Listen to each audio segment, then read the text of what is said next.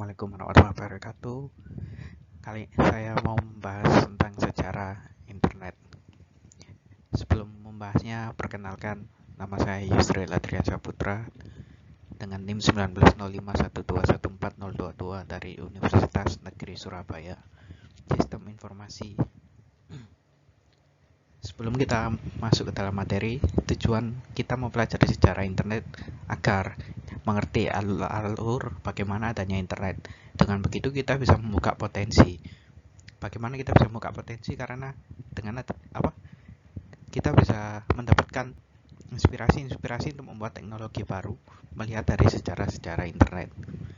Oke, kita mulai saja. Sebelum mempelajari sejarah internet, kita pertama-tama harus mengetahui apa itu internet. Oke, definisi internet menurut Ali Sibero, internet atau juga merupakan kependekan dari interconnected network, adalah sebuah jaringan komputer yang menghubungkan antar komputer secara global. Jadi banyak komputer yang tersambung itu secara global.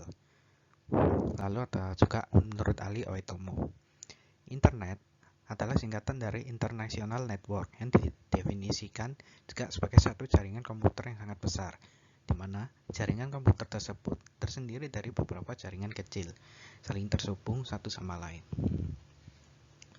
Jadi hampir persis seperti tadi, banyak komputer yang tersambung dengan komputer lain. Nah, sambungan-sambungan tersebut menjadi sebuah network. Nah, sambungan membentuk sebuah jaringan. Nah, jaringan tersebut dipanggil dengan komputer besar yang tadi, yang dimaksud dengan si Oitomo. Sejarah internet dimulai dari tahun 1916, di mana Departemen Pertahanan Amerika Serikat melakukan research atau penelitian yang bernama Advanced Research Project Agency atau dipanggil dengan ARPA, lalu menghasilkan ARPANET.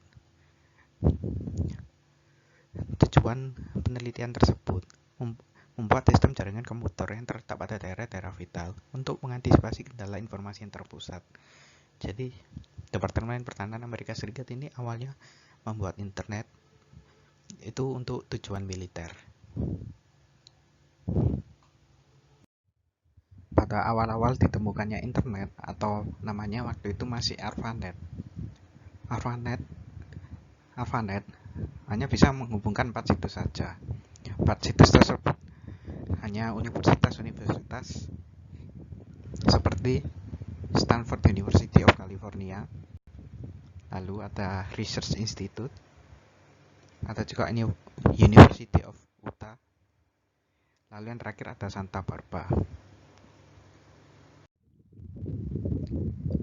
Pada saat itu, ARPANET berkembang sangat pesat, mengakibatkan ARPANET kesulitan dalam manajemennya, sehingga ARPANET terbentuk menjadi dua, yaitu ARPANET itu sendiri dan juga MILNET.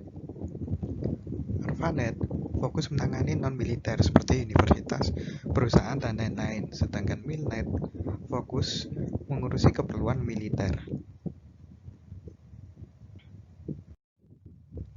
Lalu, pada tahun 1982, protokol standar TCP/IP mulai dipublikasikan ke umum. TCP/IP itu standar komunikasi yang dapat digunakan untuk bertukar data antar komputer oleh suatu komunikasi yang tergabung melalui jaringan internet. Selanjutnya, pada tahun 1984, sistem nama domain mulai digunakan seperti .com, .co.id, dan lain sebagainya. Lalu pada tahun 1986, National Science Foundation Network (NSFNet) dibangun dan mulai menggantikan peran ARPANET sebagai jaringan riset di Amerika. Dari sini ARPANET sudah mulai ditinggalkan dan pindah ke NSFNet. Beberapa jaringan internasional di berbagai negara yang mulai dibangun dan dihubungkan dengan NSFNet. Jadi mereka udah nggak pakai ARPANET lagi. Lalu pada tahun 1990, ARPANET mulai dibubarkan karena sudah banyak yang pindah ke NSFRNet. Pada tahun itu juga layanan berbasis tampilan grafis yang WWW atau World Wide Web mulai dikembangkan oleh CERN. Jadi dulu internet itu hanya menampilkan berbasis teks, tapi pada tahun 1990 gambar-gambar mulai bisa dimunculkan dari internet. Lalu pada tahun 1993 internet didirikan untuk melayani pendaftaran nama domain. Pada tahun 1994 internet mulai digunakan di Indonesia. Jadi pada tahun 1994 Indonesia itu baru pertama kali menggunakan internet, dan itu pun hanya beberapa universitas terkenal saja. Sekian presentasi dari saya. Terima kasih sudah menonton.